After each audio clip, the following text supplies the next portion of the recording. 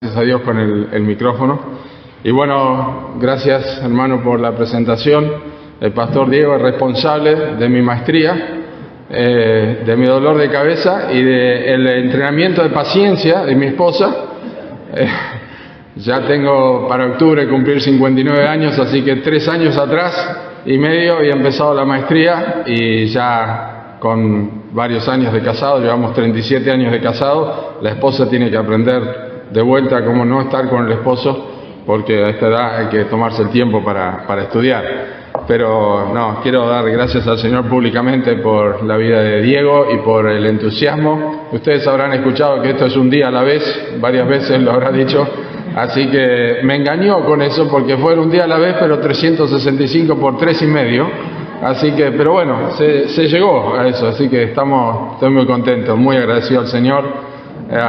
Y también, bueno, la posibilidad de estar en la ceremonia de graduación y poder luego viajar. Tengo 2 hijas en Estados Unidos, un varón en Buenos Aires, el del medio, y las 2 hijas, mayor y menor, en Estados Unidos, ya una hace 11 años viviendo allá y la otra hace 3 años, las 2 casadas, y la mayor tiene los 2 nietos, Mateo y Nina, y pude estar en el primer año de nuestra nieta.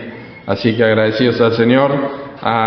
Simplemente no quiero ocupar mucho tiempo. Hemos estado 16 años en Uruguay desde el año 91 hasta el año 2008, si sacó bien la cuenta, pero en 2008 llegamos a la Patagonia y tomamos la iglesia de Villa Regina. No está mal decir Regina porque es medio italiano, pero todo el mundo le conoce por Villa Regina, que es la perla del valle. Y ahí estamos pastoreando y por la gracia del Señor, Dios en su providencia permitió que gente del valle y de diferentes lugares se acercaran a escuchar la palabra de Dios, y un flujo grande de personas de la ciudad de General Roca, donde nosotros nos mudamos hace 3 años y ahora estamos plantando con varios hermanos la obra allí con el apoyo de la iglesia de Regina, así que tenemos culto en la mañana en Villa Regina y culto a la tarde en la ciudad de General Roca. Creo que sí, que voy a sacar esto. Creo que se corre así despacito. Lo voy a poner por acá. Y voy a implementar un púlpito a medida de los viejos. Ya venía calculado esto para poner algo que tenga una inclinación acorde a esta necesidad. Bien, ahí estoy, ya estoy haciendo el lío. Vamos. Bien. Bueno, hermanos, cosmovisión bíblica es una palabra rara. Me dicen que es una palabra de origen alemán, no me pregunten cómo se menciona, pero dicen que es una palabra de origen alemán, pero que significa una visión completa, una visión de todo. Y vamos a ver en un momento algo acerca de esto. Tú eres el Dios soberano, todopoderoso para salvar, recién cantamos. Y espero que Dios en su bondad nos permita a nosotros, van 2 veces que se me cae esto, nos permita a nosotros aprender algo de este tema. Esto es muy amplio, como la palabra misma lo dice, pero creo yo que necesitamos la medida de entendimiento adecuado para que nosotros podamos luego transitar por este mundo. Somos extranjeros y peregrinos, estamos en medio de un mundo y resplandecemos como luminares en este mundo de tinieblas. Y espero que la palabra de Dios nos abra el entendimiento, no solamente a lo que vamos a ver ahora, pero también a los demás temas que vamos a compartir. Oramos otra vez. Señor, gracias por tu palabra que vamos a considerar. Te pido, Señor, que abras nuestros ojos a tu ley. Es tu libro precioso. Necesitamos ser empapados de tu palabra para vivir a la altura de lo que tú en tu bondad nos has llamado a hacer por la gracia del Evangelio del Señor Jesucristo. Lo pedimos en el nombre de Cristo Jesús. Amén. Yo uso la Reina de las Biblias, que es la Reina Valera, pero no en mi devocional, cada mañana uso la nueva Biblia de las Américas, pero para predicar uso la Biblia de la Reina Valera. Y en un momento vamos a ir a través de diferentes pasajes. Permítanme simplemente mencionarles acerca de un texto en el Antiguo Testamento para introducir lo que quiero compartir, que es la historia que cuenta de su propia experiencia el salmista y adorador de Israel, que era Asaf, que era uno de los músicos del rey David. El Salmo 73 es un salmo que nos hace recordar a este hombre porque perdió el rumbo en su vida. Él era un hombre acostumbrado a adorar, era un hombre acostumbrado a ver a Dios, era un hombre acostumbrado a la alabanza, pero en algún momento de su vida perdió el rumbo y bajó la mirada y perdió la capacidad de ver las cosas como Dios las ve.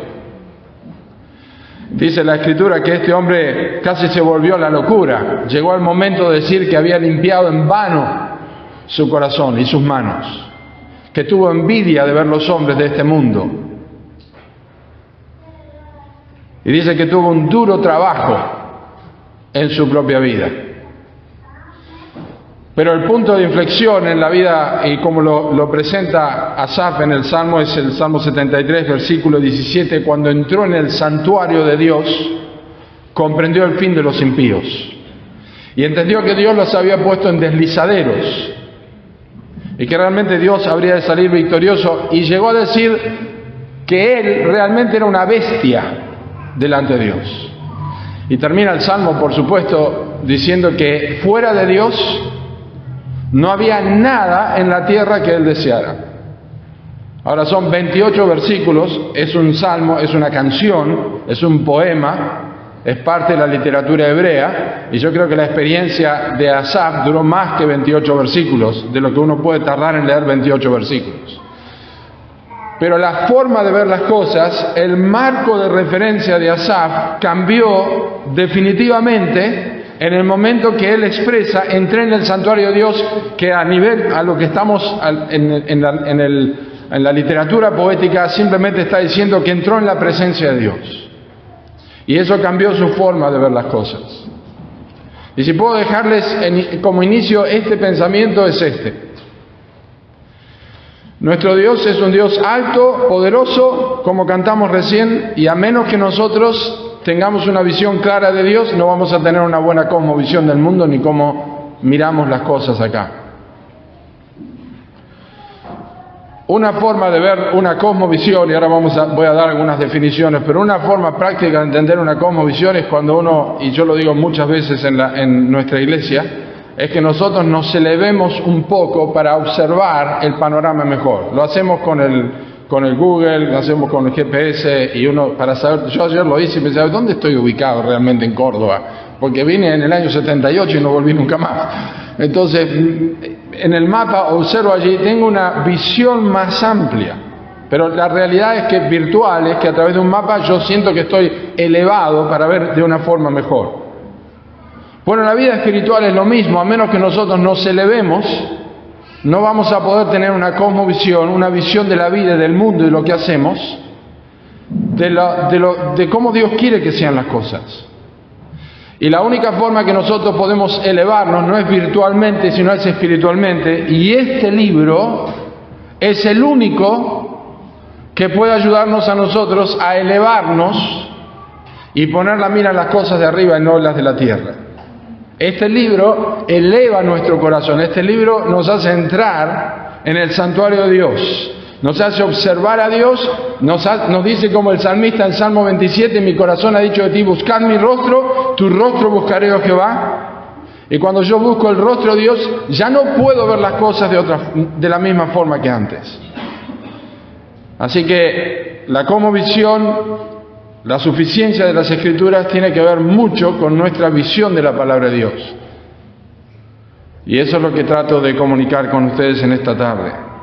Bien, el término cosmovisión, para que nosotros terminemos como Asaf de alguna forma, o por lo menos sintamos que Dios nos está guiando según su consejo, que nos está tomando de la mano derecha, nos está recibiendo en gloria. Necesitamos un poco de esto, pero la idea de la cosmovisión es una idea que transmite un marco moral, filosófico y espiritual a través del cual nosotros interpretamos el mundo y todo lo que nos rodea a nosotros. Esa es básicamente la idea de una cosmovisión. Un marco moral, filosófico y espiritual a través del cual nosotros interpretamos el mundo que nos rodea. Y no se sorprendan, todos nosotros tenemos una cosmovisión. Algunos tenemos cosmovisiones muy similares a otros y otros tenemos cosmovisiones distintas, pero los cristianos bíblicos tienen por lo general una cosmovisión que es debería ser en el 99% de los casos igual, o quizá soy demasiado extremista o demasiado esperanzado, pero debería ser así. Como sea que seamos conscientes o no, tenemos una cosmovisión. ¿Cómo funciona la cosmovisión o cómo se forma una cosmovisión o por dónde comienza? Comienza con las presuposiciones que nosotros tenemos. Todos nosotros tenemos presuposiciones. Y voy a dar un ejemplo que vino a mi mente cuando estaba escribiendo esto, un ejemplo muy sencillo. Yo crecí en un hogar donde cada uno en su casa tenía, como debe ser, su toalla. Había 4 toalleros que estaban ahí en el baño, en la ducha. Había que correr con uno para no mojar la toalla del otro. Pero todas las toallas eran chicas. En mi casa existían las toallas chicas y en el armario del baño había toallones. Yo crecí pensando que los toallones, hasta cierta edad, que los toallones eran para cuando íbamos a la playa, es decir, en el mes de enero. Nunca nos secamos, porque mi mamá decía que no, esas son las toallas que se casan. Cuando yo me casé, mi esposa, que siempre fue a la playa y se bañó y se secó con toallones, puso toallones, teníamos toallones en la casa, pero esto es para la playa. No, esto es para todo. Esto es para bañarse, porque si no uno está así, ¿no? Está así. Entonces el toallón, y hace 37, 38 años que uso toallón. Pero yo crecí con una presuposición, es muy vago, el ejemplo es muy sencillo, pero vino a mi mente y no quería, porque sabía que era un poco gracioso, porque mamá tenía su forma de ver las cosas, y bueno, mi papá siguió así toda la vida. Pero el tema es que uno tiene una idea, hay una presuposición de que el toallón es para la playa y que la toalla chica es para la casa. Es una locura. Pero les da un poquito una idea de que nosotros crecemos, y ustedes pueden estar pensando en cosas en las que fueron criados, y que están pensando que hasta hoy día las están sosteniendo quizá. Están pensando que eso es lo que es correcto. Hasta que aparece otro, con otra idea, con otra forma de ver las cosas, y nos damos cuenta que sin una evidencia independiente de otras fuentes, nosotros tenemos una forma de pensar que creemos que es la correcta. Ahora, eso trasladamos al campo espiritual y es delicado. Es delicado, porque podemos crecer formados por una cosmovisión espiritual equivocada, ya sea por una mala enseñanza, ya sea por una aproximación a la Biblia que no es correcta, ya sea por una falta de comprensión de lo que son algunos aspectos importantes como el tema de hoy, que es la suficiencia de las Escrituras, y eso determina lo que nosotros sabemos, que es la forma que nosotros nos conducimos. Inevitablemente, la forma que nos conducimos bíblica como cristianos tiene que ver con nuestra comprensión de las Escrituras. La cosmovisión cristiana entiende, la cosmovisión de la familia Daglio cuando era chicos, entiende que las toallas chicas son para la casa y los toallones son para la playa. La cosmovisión cristiana entiende a Dios y su creación, el hombre, el mundo y todo lo que le rodea, principalmente, escuchen esta palabra, principalmente a través de la Biblia. También a través de la naturaleza y también a través de la razón humana cuando ésta se acopla o se sujeta a lo que es la palabra de Dios. Todo esto con el propósito, la cosmovisión cristiana, la cosmovisión bíblica, todo esto con el propósito de conocer a Dios. Por eso cuidado con lo que cantamos, el Dios que adoramos. Conocer a Dios, que es el Dios de la Biblia, y vivir de acuerdo al conocimiento que tenemos de Dios. Es muy simple. Y usted ya puede estar sacando sus conclusiones.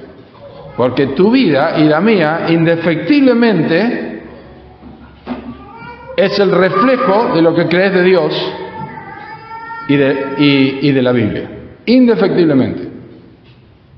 No estoy diciendo lo que sabés teológicamente o lo que crees teológicamente, sino lo que practicás. Es la imagen que tenés de Dios.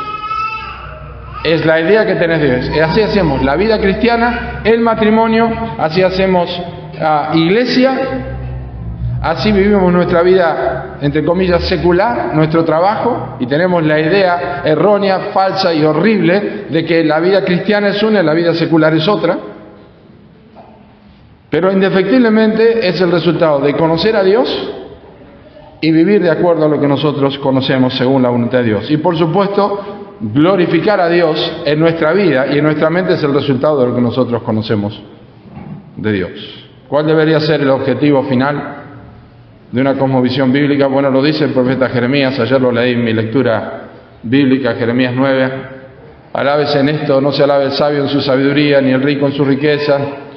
Alábese en esto el que se hubiere de alabar, gloríese, jáctese en esto el que se hubiere de alabar, en conocer y entender que yo soy Jehová, que yo soy Dios, disfruto de esto. Entonces, el propósito de conocer a Dios y vivir según la voluntad de Dios y glorificarlo con nuestra vida y nuestra ahora y siempre tiene que estar en el centro del marco de referencia de cómo el cristiano ve el mundo. Eso es absolutamente todo. Terminamos aquí. No, eso es absolutamente todo. ¿Entendés a Dios? Y ves como Dios ve y vivís como Dios quiere que vivas. Así de sencillo. Teóricamente, en la práctica es otra cosa. Así que yo quiero que entendamos un poco esto. Vamos a ver un pasaje que nos ayuda a entender esto. Así que les pido que abran sus Biblias en 2 de Pedro capítulo 1, porque yo tengo acá en mis notas un título simple que dice: lo primero. Segunda de Pedro. Si digo Primera de Pedro, ustedes no se olviden, es Segunda de Pedro. Todas las veces que diga Primera de Pedro es Segunda de Pedro, a menos que yo se los aclare. Segunda de Pedro, capítulo 1, una carta corta, preciosa, una carta contundente, una carta de un hombre con una cosmovisión bíblica clara, porque él vio a Cristo, es el Hijo del Dios viviente. El apóstol Pedro tenía una cosmovisión clara de su vida: no tengo ni plata ni oro, lo que tengo te doy, dio a Jesucristo. Era su visión, era su vida, Jesucristo.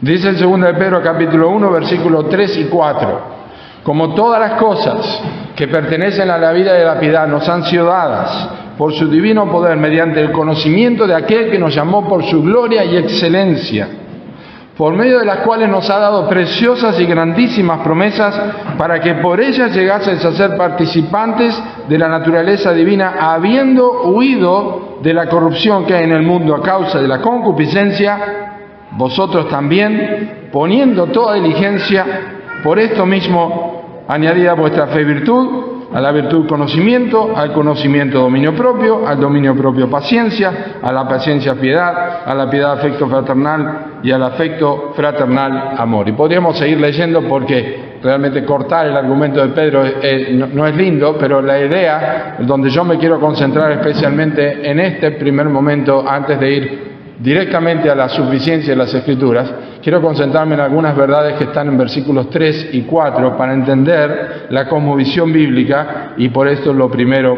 En realidad, el argumento del apóstol Pedro, él está diciendo al final cómo realmente comienza la vida cristiana. Lo que dice al final es cómo comienza, porque dice, versículo 4, habiendo huido de la corrupción que hay en el mundo. Así comienza la vida cristiana.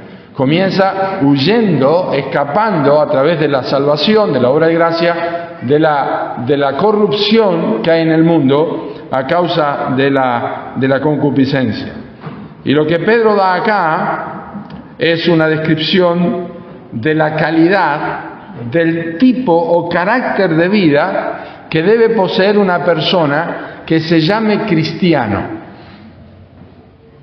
Eso es lo que está haciendo Pedro acá. Está describiendo el carácter, el tipo de carácter, el tipo de vida o carácter de vida que posee una persona que se llame cristiano. Es decir, la persona que conoce a Dios y la persona que vive de acuerdo a eso tiene una cosmovisión bíblica. De acuerdo a lo que Pedro está diciendo aquí, la persona que ha huido de la corrupción que hay en el mundo y vive de acuerdo a lo que ha hecho Dios en su vida, tiene una cosmovisión bíblica. Así que el texto que nosotros leímos acá, de alguna manera deja en evidencia el tipo de cosmovisión o marco de referencia que nosotros tenemos y que es lo que yo quiero compartirles. Miren cómo Pedro habla en primer lugar del conocimiento de Dios en versículo 3. Como todas las cosas que pertenecen a la vida de la piedad nos han sido dadas por su divino poder mediante el conocimiento de aquel. Y luego como habla de la vida según este conocimiento, por medio de las cuales nos ha dado preciosas y grandísimas promesas para que por ellas llegases a ser participantes de la naturaleza divina, sin mencionar que antes, el versículo 3 dice todo lo que pertenece a la vida y a la piedad, y tiene que ver con la vida espiritual, la salvación, la redención, y a la piedad, que es cómo se vive esta vida de redención. Todo nos ha sido dado por su divino poder. Es una obra de Dios, es a través del Evangelio. Todo lo que pertenece a la vida y a la piedad tiene su origen en el conocimiento de Dios. Lo leemos de vuelta. Como todas las cosas que pertenecen a la vida y a la piedad nos han sido dadas por su divino poder, mediante el conocimiento de aquel. Es decir, si yo rebobino atrás para adelante, digo, mediante el conocimiento de aquel, Dios me ha dado todo lo que pertenece o lo que tiene que ver con la vida, la salvación y la piedad, que es el estilo de vida o la forma de vida de una persona que tiene vida espiritual. El conocimiento de Dios es la primera cosa que me permite a mí tener la claridad sobre la cosmovisión. Y vamos a ir un poquito más, vamos sacando por capas. El conocimiento de Dios que me permite a mí obtener todas las cosas para la vida y la piedad no viene a través de otra cosa que no sea este libro. Sé que yo puedo conocer la existencia de un ser supremo a través de la creación. Romanos capítulo 1 lo enseña. Su divinidad, su divino poder a través de las cosas creadas. No tiene excusa el hombre acerca de esto. Pero el conocimiento espiritual, el conocimiento de la redención y el conocimiento de la persona de Dios, esta es la vida eterna, que te conozcan a ti, el único Dios verdadero. Pablo dijo, a fin de conocerle y el poder de su resurrección, viene a través de las Escrituras. El libro más largo de la Biblia tiene el capítulo más largo de la Biblia, que es la serie que estoy enseñando en este momento en Villa Regina, que es el Salmo 119. Es un salmo que está empapado de una persona que está orando.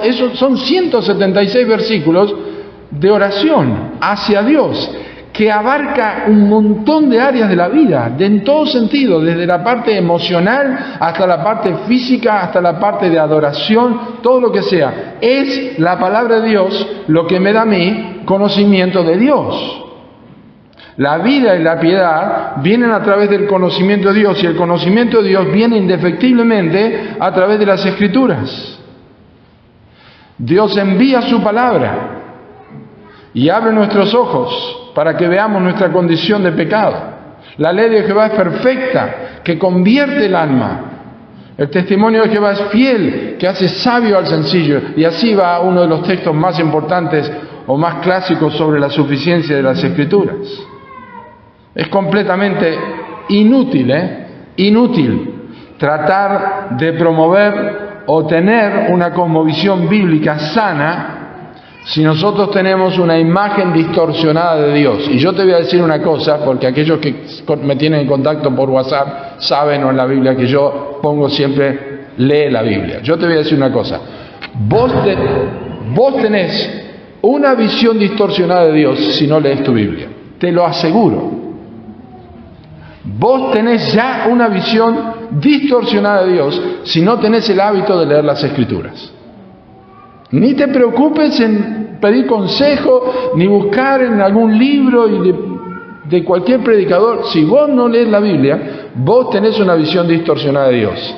Y es proporcionalmente directa a tu poca frecuencia o gran frecuencia de lectura de las Escrituras. Le estaba diciendo al pastor Diego que el domingo pasado tocó uno de los textos del Salmo 119, versículo 66. Enséñame buen sentido de sabiduría, porque tus mandamientos he creído. Y yo le dije que lo hice en mi iglesia. El entendimiento del creyente es como un compás sobre la palabra de Dios. Esta es la punta del compás y este es el lápiz del compás. No sé cómo son los compases ahora, pero más o menos son iguales que cuando yo era chico. Y uno hace un círculo. Cuanto más abre, más grande el círculo, ¿verdad? Bueno, algunos tienen un compás que hace un círculo muy pequeño sobre el entendimiento. Es como un compás muy pequeño. Y viven toda la vida en ese pequeño círculo de entendimiento. Y es proporcionalmente directo a su cosmovisión de las cosas de este mundo. Porque lo que saben de la Biblia tiene que ver, y lo que entienden de la Biblia, tiene que ver también con lo que abarcan de la Biblia. Ahora, bien, esto puede pasar por inmadurez, puede pasar porque la persona recién es convertida, pero también puede ser por ignorancia voluntaria, por descuido voluntario de la palabra de Dios. Cuanto más abrís el compás de tu entendimiento, y eso es una oración, enséñame buen sentido de sabiduría, porque tus mandamientos he creído. Cuanto más abrís el compás, tanto más va a ser grande tu entendimiento. Y me estoy refiriendo a un aspecto práctico de que lees la Biblia de punta a punta y parás a leer un texto y pensás quién era este Gedalías. ¿Sabes quién era Gedalías? ¿Ves? No tiene que recordar los nombres. Pero Gedalías fue un capitán del ejército dejado por Nabucodonosor cuando fueron llevados cautivos. Pero tiene que ver con la historia, y cuando uno empieza a observar, descubre verdades que están allí, y el entendimiento se hace cada vez más grande, y mi forma de ver el mundo también crece a través de las Escrituras. Ahora, volviendo a 2 de Pedro, quiero que veamos cómo somos librados de la cosmovisión del mundo, pues ya dije que nacemos con una forma de ver el mundo. Tenemos una cosmovisión que incluye el uso de toallas pequeñas o toallas grandes, que no es pecaminoso, es una soncera, pero no es pecaminoso como otras cosas. ¿Cómo somos librados de la cosmovisión del mundo? Porque necesitamos ser librados de esto para poder tener una cosmovisión, un marco de referencia bíblico.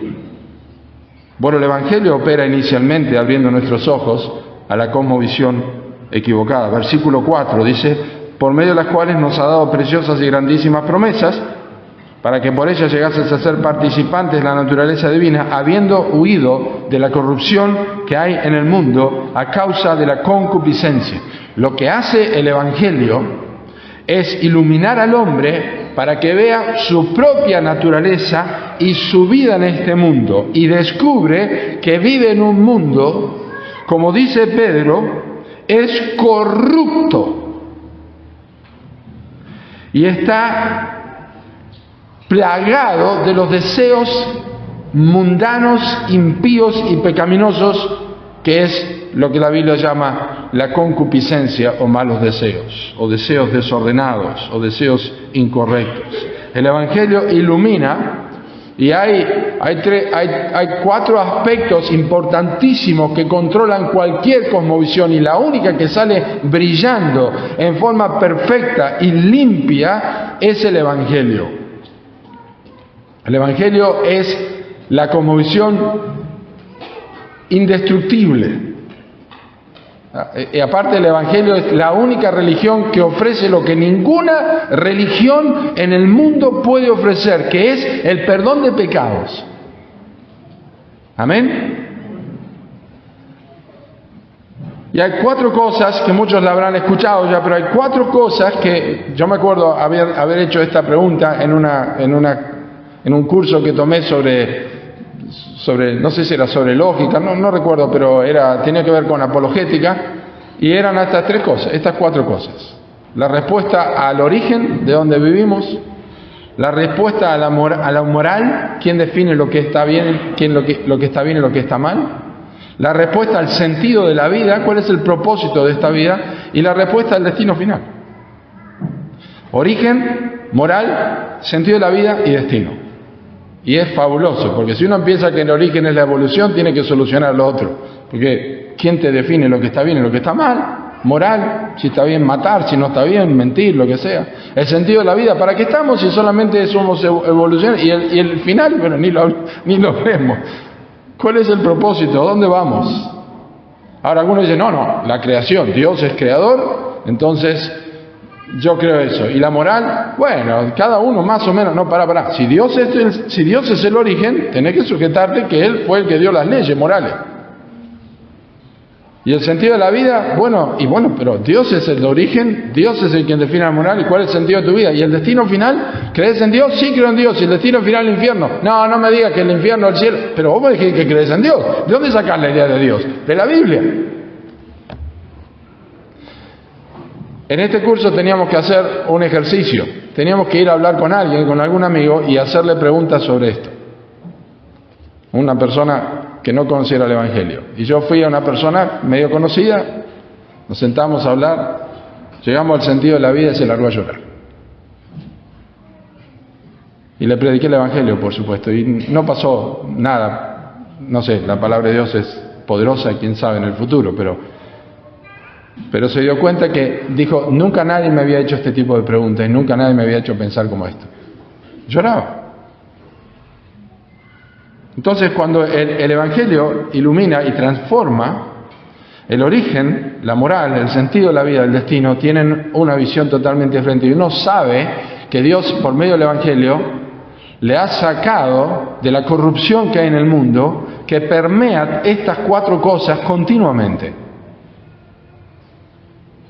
El Evangelio le enseña inmediatamente la realidad del pecado, la corrupción del pecado, el engaño del pecado, la pecaminosidad del pecado. El Evangelio le ilumina y le hace ver que la muerte no es simplemente dejar de existir, sino que es el paso al juicio delante de un Dios justo.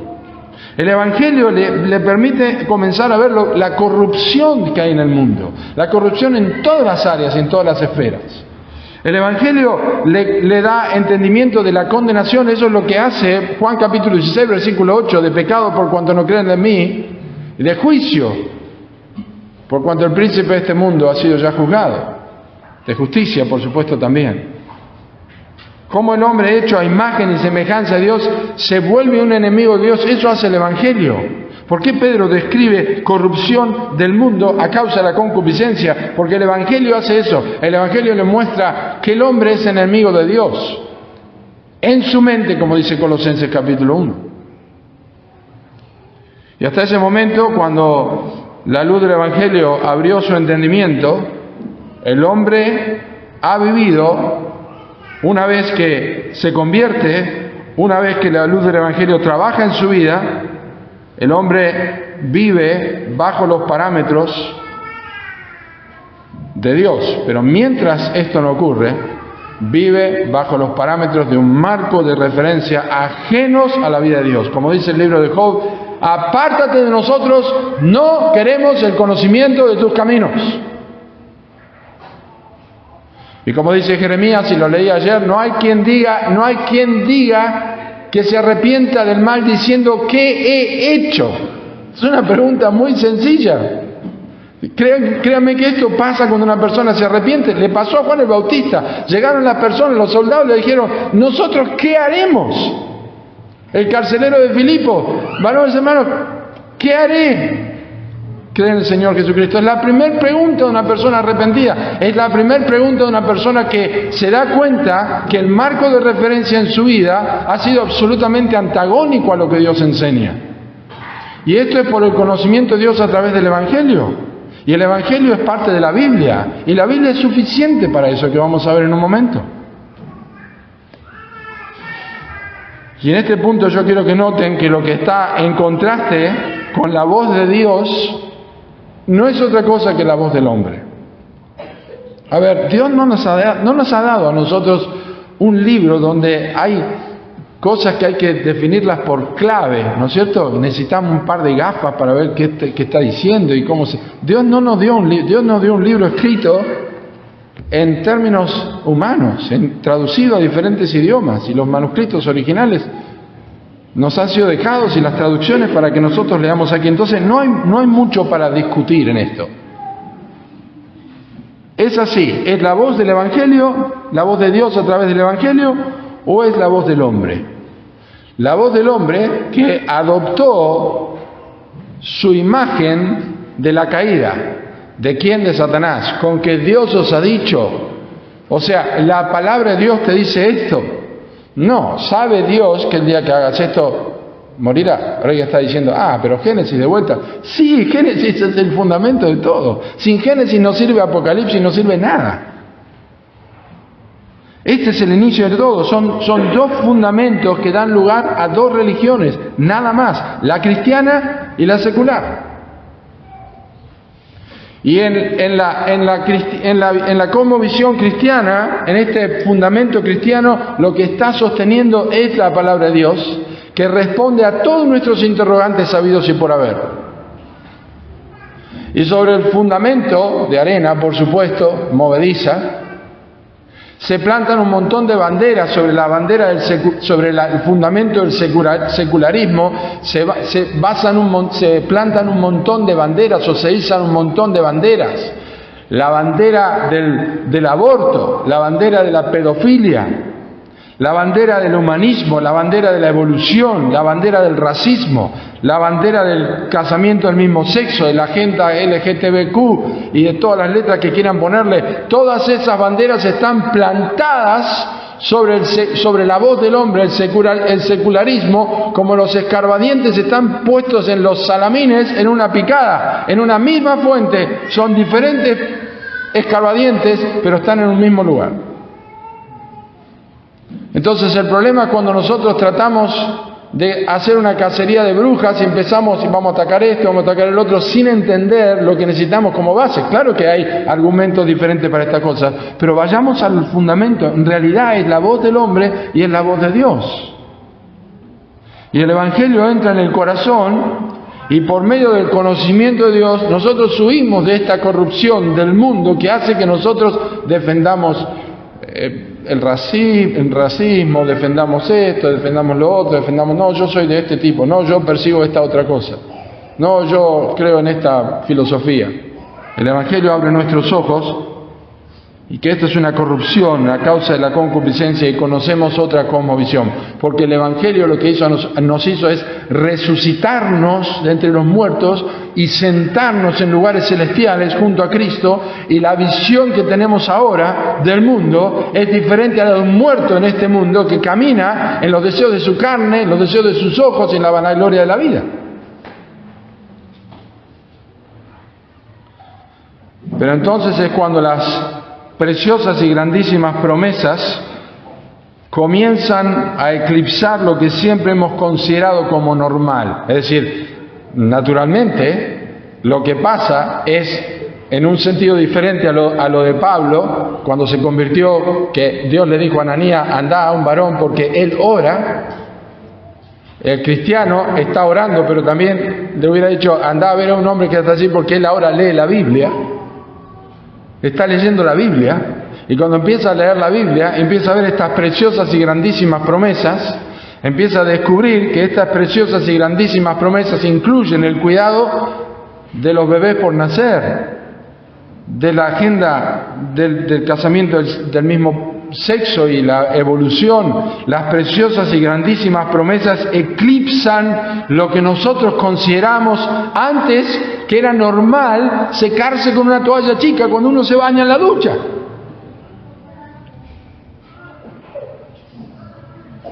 Sin Cristo, la concupiscencia es considerada normal. Solo hace falta mirar los medios de comunicación, los diarios. Es normal. Las fotos, las propagandas, los shows que hacen y que Gran Hermano y que esto y que el otro, y la gente se le encanta mirar cómo se desnudan allí y ¡oh, lo viste! Y es tremendo. Y nos acostumbramos. Todos nos hemos acostumbrado a escuchar malas palabras. E incluso algunos creyentes la comienzan a utilizar, porque bueno,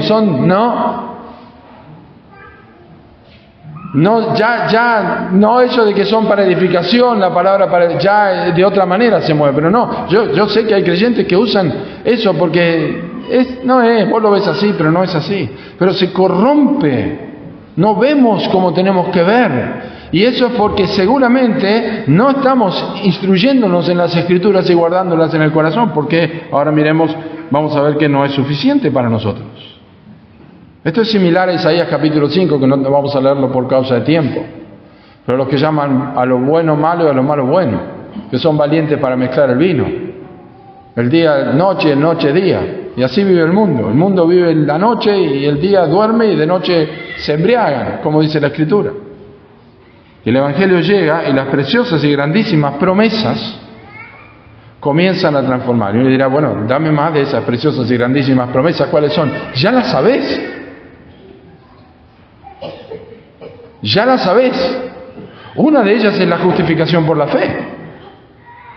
Es una preciosa y grandísima promesa. Al lado de religiones que te están diciendo que tenés que hacer 400.000 kilómetros y tenés que subirte al Monte Everest y tenés que caminar de rodillas y tenés que hacer el otro para que quizá Dios te dé el arrepentimiento, te dé el perdón. La justificación por la fe es una preciosa y grandísima promesa, que Dios me ve a mí justo por causa de la justicia de otro. Me imputa la justicia a mí y le pone mis pecados a otra persona que no hizo nada por eso. Eso es una preciosa y grandísima promesa. No puedo vivir de la misma forma delante de un Dios que ha hecho eso conmigo, no más. Soy adoptado como hijo, es una preciosa y grandísima promesa. Mas a todos los que la recibieron, a los que creen en su nombre, les dio potestad de ser hechos hijos de Dios. Somos hijos de Dios, no merecíamos absolutamente nada. Dios me llama, me trata como a hijo, soy coheredero, dice Hebreos capítulo 2, me llama como hermano soy de Cristo. Soy adoptado en su familia, me trata de la misma forma. Dios me mira a mí y ve a su hijo. Somos muy amados. Eso es una preciosa y grandísima promesa. La presencia del Espíritu Santo. ¿Verdad que a veces pensamos que el pastor, cuando habla de esto y que va a dar una descripción, dice, bueno, acá me va a dar la lista de clave de cosas que van a ser bárbaras? Pero el pastor dice, o el predicador dice que es la presencia del Espíritu Santo en nuestra vida. Y nosotros, el Espíritu Santo. ¿Te das cuenta que no sabes lo que significa realmente tener el Espíritu Santo en la vida? No lo digo despectivamente, porque a mí también me falla esto. Tenemos el Espíritu de Dios. Dios envió a vuestros corazones el Espíritu de su Hijo, el cual clama, Abba, Padre. El Espíritu de Dios en nuestras vidas está para guiarnos. Los que son guiados por el Espíritu de Dios, estos son hijos de Dios, Romanos 8:14. Es una promesa que incluye, por supuesto, la iluminación. Podemos entender la Escritura, la capacidad de discernir lo que está bien y lo que está mal, aprovechar lo bueno, desechar lo malo. Y si esto fuera poco, hay otra preciosa y grandísima promesa. ¿Sabes cuál es? La esperanza bienaventurada de la manifestación de nuestro gran Dios y Salvador Jesucristo. Él va a volver. Es una promesa increíble. Va a volver. Estamos en este mundo corrupto, caminando en un desierto corrupto, pero estamos simplemente de paso. Esas promesas conforman la cosmovisión, porque ahora ya, si veo a mi vecino pasar con una Ferrari nueva, bueno, me encantaría manejar una Ferrari, seguramente la chocaría. Pero entiendo, estoy haciendo un extremo muy grande, pero no es lo que preciso. Y no estoy en contra de que tenga un buen auto. ¿Por qué es importante hablar de todo esto? Pues ya vamos al final. Porque Pedro dice que las personas que tienen una cosmovisión cristiana, observen lo que dice allí, son participantes de la naturaleza divina. ¿Se acuerdan lo que Satanás le ofreció al hombre en el Edén? ¿Seréis como Dios? Bueno, esta es la versión verdadera. Y entienden lo que estoy diciendo, no somos dioses, pero somos como Dios en que tenemos la naturaleza divina. Y eso fue a través del Evangelio, no a través de negar algo. Eso fue a través de escuchar la suficiencia de la Escritura y no a través de no escucharla. Son hijos de Dios y en las palabras de Cristo son perfectos como el Padre que está en los cielos es perfecto. Eso es la razón por la que se forma una cosmovisión cristiana. Porque la naturaleza divina está en nosotros. Somos participantes de la naturaleza divina. No podemos no pensar como Dios. No pensamos exactamente como Dios porque tenemos un pecado residente en nuestras vidas. Pero a medida que nosotros nos introducimos en la palabra de Dios y la palabra de Cristo mora en abundancia en nosotros, bienaventurados los perfectos de camino, los que andan en la ley de Jehová. Bienaventurados los que guardan sus mandamientos y con todo el corazón le buscan. No hacen iniquidad los que andan en sus caminos. Es la palabra de Dios. Perfectos como el Padre que está en los cielos. Es lo que Pedro está diciendo. Estos hombres fueron elevados y tienen una cosmovisión bíblica. ¿Por qué? Por la suficiencia de las Escrituras. Ahora quiero que me acompañen al capítulo 1, para ir ya terminando. No sé cuánto tiempo me queda. No hay problema. Pobre los que vienen después. No, pero vamos bien. Quiero que noten algo cómo Pedro apunta a la palabra de Dios, porque hay un argumento. Observen el capítulo 1, versículo 12. Ya leímos los versículos anteriores y nos pasamos unos versículos allí. Si estas cosas están en vosotros, se abundan, no dejarán estar ociosos ni sin fruto, etcétera, etcétera. Y luego Pedro dice en versículo 12: por esto yo no dejaré de recordaros siempre estas cosas, aunque vosotros las sepáis y estéis confirmados en la verdad presente. Pues tengo por justo, en tanto que estoy en este cuerpo, el despertaros con amonestación, sabiendo que en breve debo abandonar el cuerpo como nuestro Señor Jesucristo me ha declarado. Insiste Pedro: también yo procuraré con diligencia que después de mi partida vosotros podáis en todo momento tener memoria de estas cosas. Miren cómo Pedro está comprometido con la seguridad espiritual de sus lectores. Está recomprometido con la seguridad de ellos. Yo quiero que ustedes realmente vivan de esta forma, porque es lo mejor. Yo no voy a descansar hasta que ustedes realmente vivan y siendo diligentes en todo esto, porque ustedes huyeron de la corrupción, las preciosas y grandísimas promesas que tienen en Dios. Ahora, el compromiso de Pedro con ellos está apoyado en dos cosas.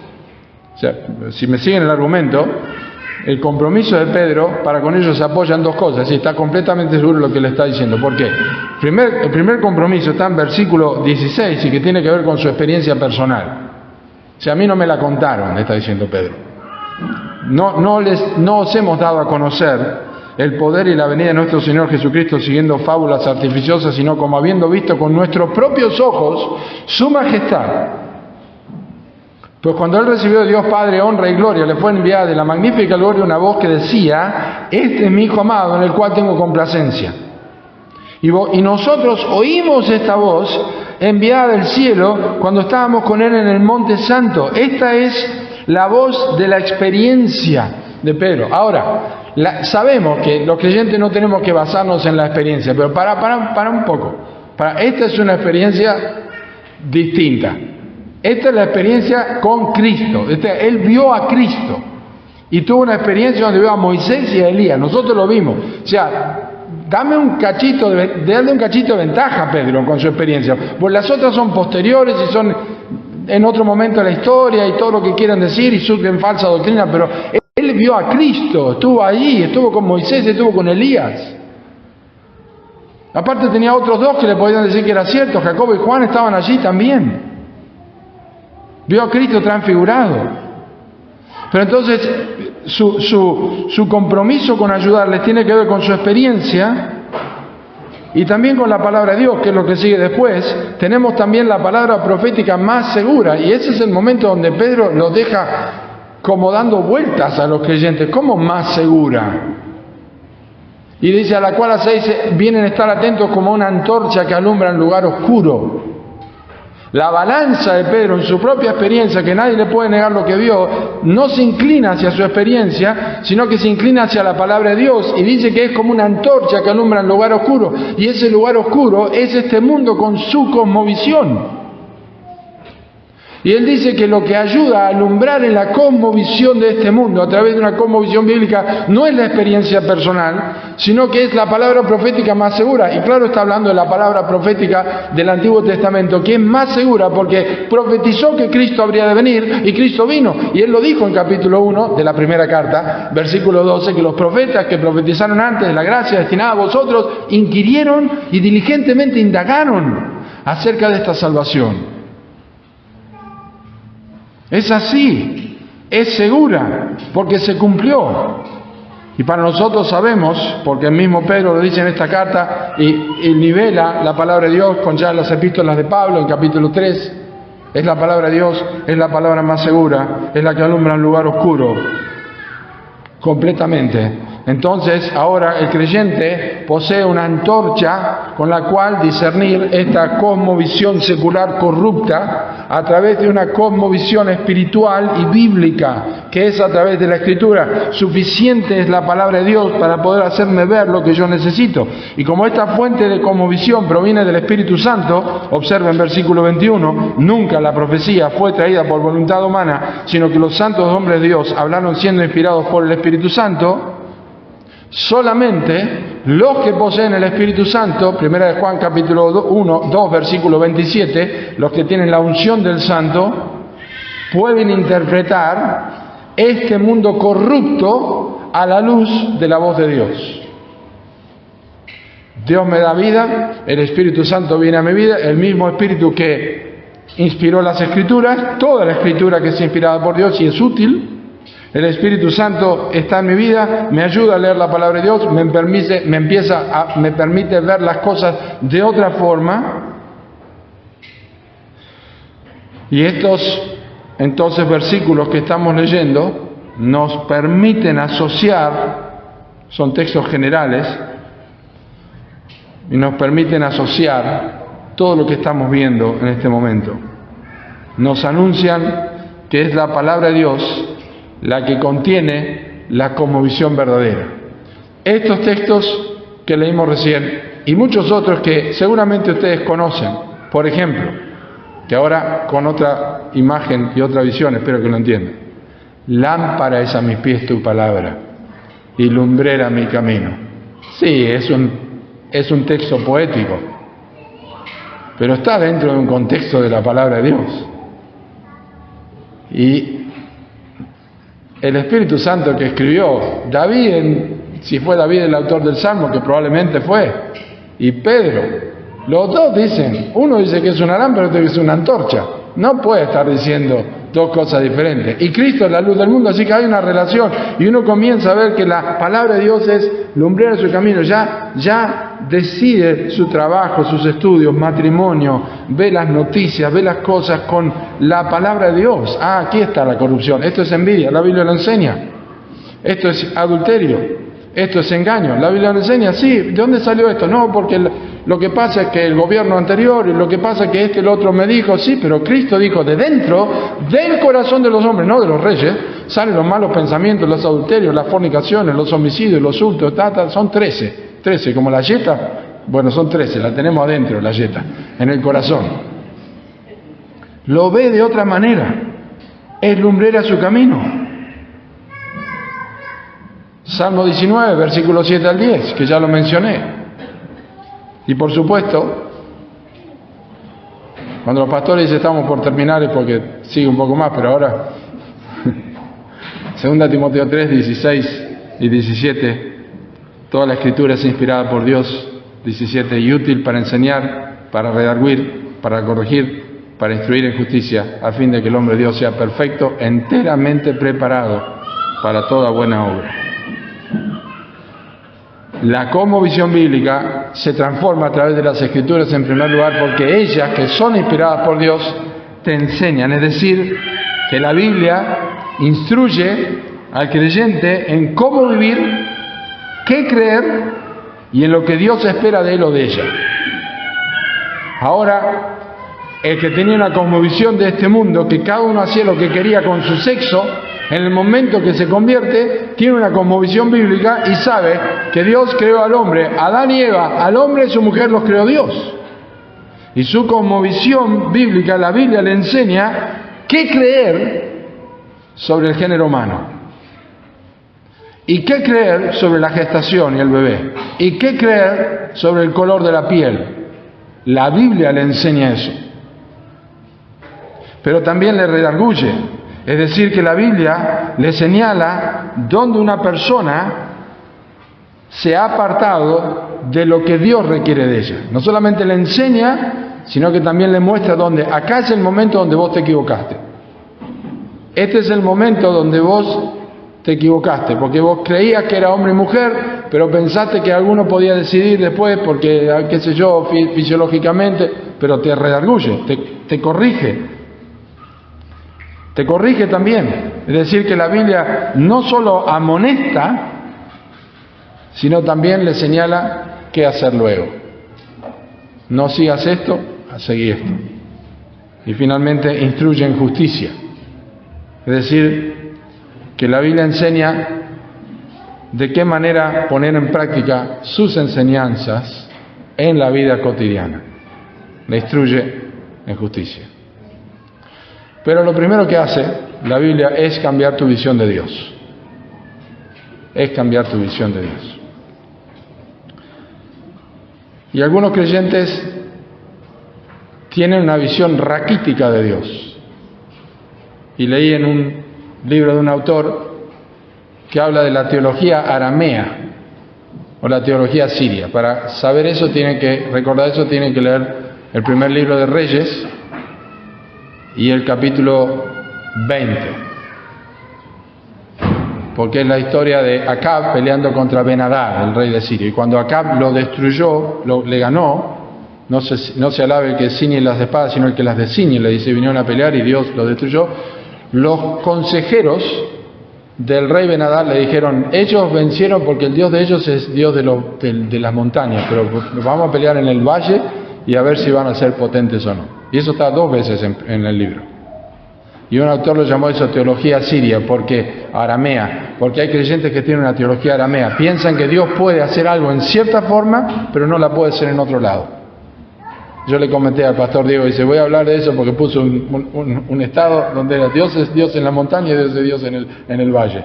Y algunos creyentes tienen esa idea de Dios, de que Dios está para ayudarles en las cosas espirituales, pero no te va a ayudar si se te rompió el lavarropa y estás desanimado, y Dios no está para esas pequeñas cosas. Esa es una cosmovisión equivocada, porque Él dijo, yo estoy con vosotros todos los días hasta el fin del mundo, y en uno de esos días se te rompe el lavarropa y Él está ahí. ¿Ah? Dios está con nosotros. Los ejemplos prácticos de cómo se aplica todo esto. Toda la vida creciste creyendo que te podías casar con quien querías, y cuando te convertiste, empezaste a leer la Biblia, te diste cuenta que no te podías casar con quien querías, ni siquiera cuando eres creyente. Te diste cuenta que la cosmovisión, cuando ahondaste más en la cosmovisión bíblica, te diste cuenta que no solamente tenía que ser creyente, sino que también tenía que tener otras cualidades la persona, tenía que entender la voluntad de Dios. Está bien si tenemos culto con películas o obras de teatro en lugar de la predicación. Capaz que creciste pensando que Dios podía hacer, como Dios es poderoso, puede hacer lo que quiera. Pero después empezás a ver que la predicación es el medio y es la locura de la predicación. Llegaste a la iglesia y pensabas que si las cosas son hechas para el Señor, no importa cómo salga. Como el que estaba tocaba Roma, y total es para el Señor, dice. Y después empezar a leer la Biblia y dice, wow, total es para el Señor. Tu cosmovisión cambió a través de las Escrituras. Salmo 147, lo leímos hoy. Suave y hermosa la alabanza, por lo menos como lo dice en la versión de Reina Valera. No es necesario esperar siempre que Dios te dé dirección por la palabra de Dios. También lo puede hacer por sueños. Pues yo sentí del Señor. Yo sentí del Señor que tenía, sentí del Señor, porque Dios me dijo, ¿qué te dijo Dios? ¿Leíste la Biblia? No, esta semana no pude. Entonces, ¿qué te dijo Dios? No te dijo nada. Creías, te dijeron que Dios es creador de todo, pero que Dios creó el mundo en miles de años. Paleozoico, cenozoico, oicos, de todo, los oicos posibles. Creías que Dios y el diablo eran coiguales. O creías en el bien y el mal como fuerza, yin yang, hay bien y hay mal, eso es lo que creías. El sexo fuera del matrimonio está bien, pero no está mal, pero si hay amor está todo bien. La música es amoral, no importa lo que escuches si ya estás en Cristo. No importa tu vestimenta, el Señor te salvó.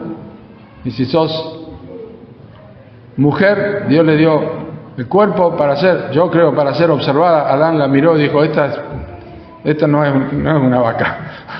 Algunas mujeres dicen en broma que se ven así, pero los maridos no la ven así. Y el hombre no ve a la mujer así, no importa lo que sea. Y la vestimenta importa. Y en los hombres también importa. Y no vamos a entrar en temas que no es el propósito, pero entiendo lo que quiero decir. Sí importa. Por causa del amor. Todas las religiones son buenas o te acercan a Dios. No es adventista, pero son cristianos adventistas. ¿Qué? Podés manipular a otras personas para obtener lo que quieras. El cristianismo es anticientífico. Los cristianos siempre son felices. Las personas buenas van al cielo y las personas malas van al infierno. Dios es cruel porque permite que ocurran cosas horribles. ¿Cómo va a permitir que se mueran tantos niños y tanto hambre en el mundo? El Nuevo Testamento no es preciso porque fue escrito en otro idioma y nosotros no entendemos, y aparte siglos después de Cristo. La Biblia está llena de errores que no se pueden creer en algunas partes.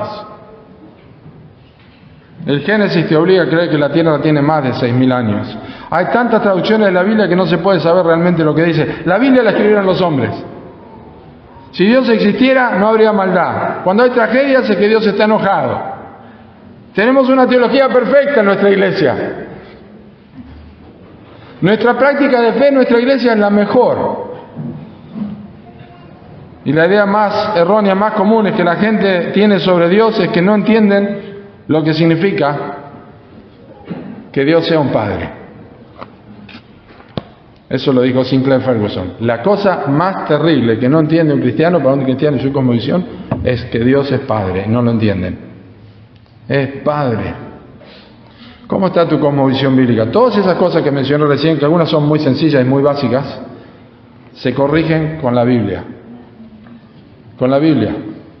O con la Biblia, quien tenga digital. Con la Biblia. Se corrigen. Y únicamente va a tener efecto en tu vida si el Espíritu Santo está en tu vida. Y si el Espíritu Santo está en tu vida es porque te hizo huir de la corrupción que hay en el mundo. Y eso es a través del Evangelio. Es la única forma. La Escritura es suficiente para todo. Lo que necesitamos saber de Dios y cómo vivir de acuerdo al conocimiento de Dios. Y eso es lo que necesitamos. Oramos. Gracias por tu palabra, Señor.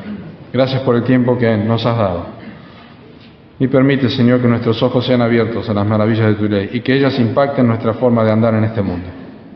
En el nombre de Cristo. Amén.